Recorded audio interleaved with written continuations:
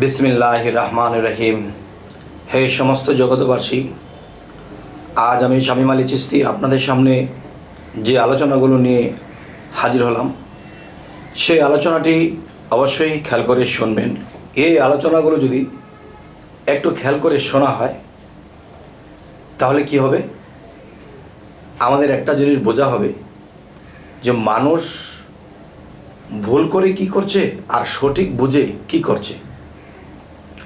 আচ্ছা, তবে পৃথিবীতে শরীয়ত এবং মারেফত দুইটা বিষয়, যে একজনের গোপন বস্তু বোঝে, একজন প্রকাশ্যে বোঝে। একজনের জামা কাপড় বোঝে, একজন শরীর বোঝে। একজনের শরীর বোঝে, আরেকজনে কি ভিতরে কলিজা, গুর্দা, বিভিন্ন কিছু, কিডনি, এগুলো বোঝে।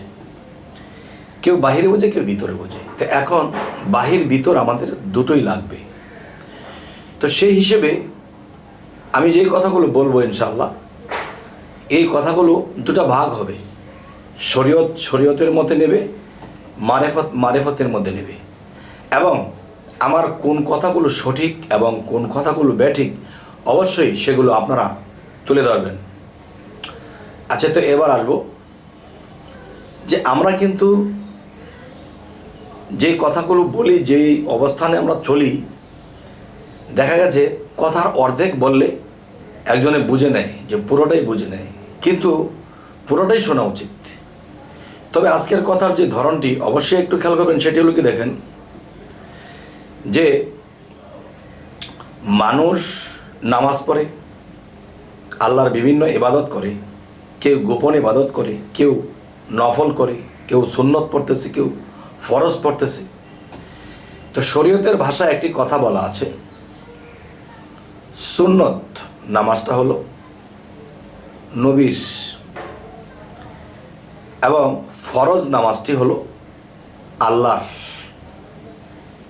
দেখেন, এই কথাগুলো আপনাদের কাছে আমি জানতে চাবো যে আমার মতে, আমার এই কথাগুলো শুনে আপনারা যে সেভাবে কাজ করবেন সেটা নয়।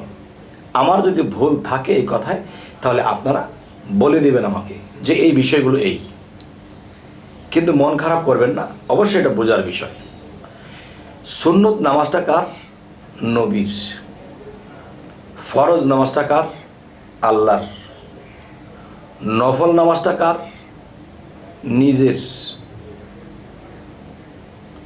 হাদিস অনুসারে যদি এই কথাগুলো আমরা বুঝি, ফরজ যদি আল্লাহর হয়, সুন্নত যদি নবীর হয়, আর নফল যদি নিজের হয়, তাহলে এবার আসবো, মনে মনে আপনি নামাজে দাঁড়িয়ে যান। নামাজে দাঁড়িয়ে আমরা নিয়ত পাঠ করে শেষে বলছি কি, যে কাবাতি শরীফাতি আল্লাহু আকবার। তাহলে কাবাতি শরীফাতি আল্লাহু আকবার, আল্লাহর ফরজ নামাজটা পড়তে গিয়ে কি বলেছি? আল্লাহু আকবার। কারণ এটা আল্লাহর নামাজ, তাই আল্লাহু আকবার। যখন আমরা নামাজে সুন্নত পড়ব, সুন্নত কার? নবীর। তো কাবাতি শরীফাতি, সে কিন্তু নবী আকবার বলছি না, কি বলছি? আল্লাহু আকবার। তাহলে নামাজটি নবীর হলো কি করে, সুন্নত হলো কি করে, এটা আপনারা বলবেন। আচ্ছা, এরপরে আসি, নফল কার? নিজের। নিজের যদি হয় তাহলে আমি বলবো কাবাতি শরীফাতি, নিজের আকবার তো বলা হয় না, আল্লাহু আকবার। তাহলে বোঝা গেল নফল নামাজও আল্লাহর, ফরজ নামাজও আল্লাহর, সুন্নতও আল্লাহর। তাহলে যদি আপনারা অস্বীকার করেন যে না সুন্নত নবীর, তাহলে নবী আকবার বলেন নাই কেন? কাবাতি শরীফাতি নবী আকবার বলেছেন, আল্লাহু আকবার বলেছেন। এবার আসি নফল, সেখানেও আল্লাহু আকবার বলছি। আল্লাহর ফরজ নামাজ পড়বো, সেখানেও আল্লাহু আকবার বলছি। তাহলে নিজের নাম দিয়ে নফল চালিয়ে দিলাম, এবং সুন্নতের নাম নিয়ে নবীর নাম চালিয়ে দিলাম, এবং ফরজের নাম দিয়ে আল্লাহর নাম চালিয়ে দিলাম। মূলত এই 3টা নামাজ কার উদ্দেশ্যে? আল্লাহ তো বলেছে এই সেজদা আমি আল্লাহ ব্যতীত কে পাবে না, এই নামাজ শুধু আমার জন্য, আমি আল্লাহর জন্য। এই নামাজ যদি আল্লাহর জন্য হয় তাহলে নিজের জন্য নামাজ, নবীর জন্য নামাজ, আল্লাহর জন্য নামাজ, আবার কি বলতেছে সুন্নত নবীর, নফল নিজের, ফরজ আল্লাহর। আর এটা কি? নবীর নামাজ যদি পড়ে থাকি তো নবী হকবর বললাম না, আল্লাহ হকবরই বললাম, তাহলে নবীর নামাজ কি করে হলো? আপনারা নাউজুবিল্লাহ বলবেন না, আমি বলবো। আমারও বলার দরকার নেই, আপনারও বলার দরকার নেই। তার চেয়ে এটা নিয়ে একটু গবেষণা করুন এবং আমাকে বলুন যে আমি কি কথাগুলো ভুল বলেছি। যদি আমি ভুল বলে থাকি অবশ্যই আমাকে শুধরিয়ে দেওয়া হোক, আর সেই শুধরিয়ে দেওয়াটা আপনার ফরজ, আর আমারও কিছু গরজ যদি আমি সঠিকটা বুঝতে পারি। আচ্ছা, তো এবার আসবো যে নিজের এবং নবীর এবং আল্লাহ এই 3 জনের নামে নামাজের কথা বললাম, কিন্তু একজনের নামাজই পড়লাম। তাহলে বোঝা গেল কি আমাদের একটা বিষয়, যে আমরা নামাজ রোজা যাই কিছু করতেছি আমরা দেখা দেখি করি, কিন্তু বুঝে করি না। আমরা দেখা দেখি করি, বুঝে করি না। আরও কিছু বিষয়ে দেখেন, আমরা যখন নামাজে দাঁড়িয়ে যাই তখন কিন্তু আমরা কি বলতেছি, যে নামাজে দাঁড়িয়ে যখন নামাজ শুরু করব তখন আমরা বলতেছি তাব্বাত ইয়াদা আবি লাহাবি ওয়া তাব্বা মা আগনা আনহু মালহু ওয়া মা কাসাব। এটা কি বলেছি? ধ্বংস হোক আবুল আহাবের হস্ত, ধ্বংস হোক আবুল আহাবের সঞ্চয়কৃত ধন সম্পদ, ধ্বংস হোক আবুল আহাব। এই যে কথাগুলো, নামাজে দাঁড়াইয়া আল্লাহ ব্যতীত কারো নাম নিতে পারবো না। কার নাম নিচ্ছি?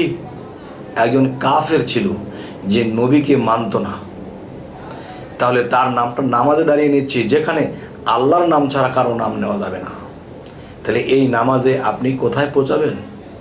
এখন যদি আপনি বলেন যে পৃথিবীতে আবু জাহেলের মতো কত মানুষ আছে, এরা ধ্বংস হোক, ভুল। এটাও ভুল। কেন ভুল? 1450 বছর আগে যিনি ধ্বংস হয়ে গেছে সে তো ধ্বংস হয়েছে, এখন নামাজে দাঁড়িয়ে কেন বলছি? নামাজে দাঁড়িয়ে আল্লাহ ব্যতীত কাউকে সাজদা করা যাবে না, আল্লাহ ব্যতীত কাউকে স্মরণ করা যাবে না, আল্লাহ ব্যতীত কারো নাম নেওয়া যাবে না। তাহলে আমরা সেজদা করেছি আল্লাহকে, কিন্তু নাম নিয়েছি আবু জাহেলের, তখন নামাজে আমাদের শিরক হলো। আচ্ছা, আরও একটি বিষয় হলো, দেখুন যে কেউ যদি বলে থাকে যে আবু জাহেল 1450 বছর আগে ধ্বংস হয়ে গেছে, কিন্তু আবু জাহেলের মতো মানুষগুলো ধ্বংস হোক এই জন্য বলা হয়, তাহলে এই জন্য আপনি নামাজের শেষে দোয়া করে বলবেন যে আল্লাহ আবু জাহেলের মতো মানুষদেরকে ধ্বংস করে দাও। তো বোঝা গেল নামাজ আল্লাহর উদ্দেশ্যে করা হয়েছে, কিন্তু নামাজের পরে মোনাজাতে বলা হয়েছে, সেটা কিন্তু শিরক হবে না, আর নামাজে বললে শিরক হবে। আচ্ছা, এবার আসি যে বিষয়টি আমি আপনাদেরকে বলতে চাইলাম বা বলতে চাচ্ছি। অবশ্যই কিন্তু আপনারা আমাকে কমেন্টে লিখে দেবেন যে আপনার এই কথাগুলো ঠিক নয়, ওই কথাগুলো ঠিক নয়, এবং এই কথাগুলো ঠিক। তাহলে আমি খুঁজে পাবো কোনো দিক। তবে আপনাদের কাছে আমি এতটুকু অনুরোধ করব, এই কথাগুলো জ্ঞানে নিতে হবে, যাকে তাকে বলার বিষয় না, চিন্তার বিষয়। দেখেন, সূরা হামিমের মধ্যে পাওয়া যায় এই কোরআনটি সকলের জন্য নয়। কিরকম? সূরা হামিম 2-3 নাম্বারের আয়াতের মধ্যে আল্লাহ বলেছেন যে কিতাবুন ফুসসিলাত আজাতু কোরআনান আরাবিয়ান, অর্থাৎ এই এক গ্রন্থ আরবি কোরআন রূপে অবতীর্ণ, এর বাক্যসমূহ জ্ঞানীদের জন্য।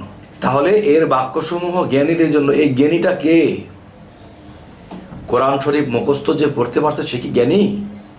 না, এই জ্ঞানী তিনি যারা আল্লাহর সাথে হার্ট কানেকশন করে কোরআনের আয়াত না বুঝলে, হে আল্লাহ এই আয়াতে কি বলা হয়েছে বুঝিনি, তখন আল্লাহ যখন তাকে বোঝার জ্ঞান দিলেন তখন তিনি লিখলেন সঠিক।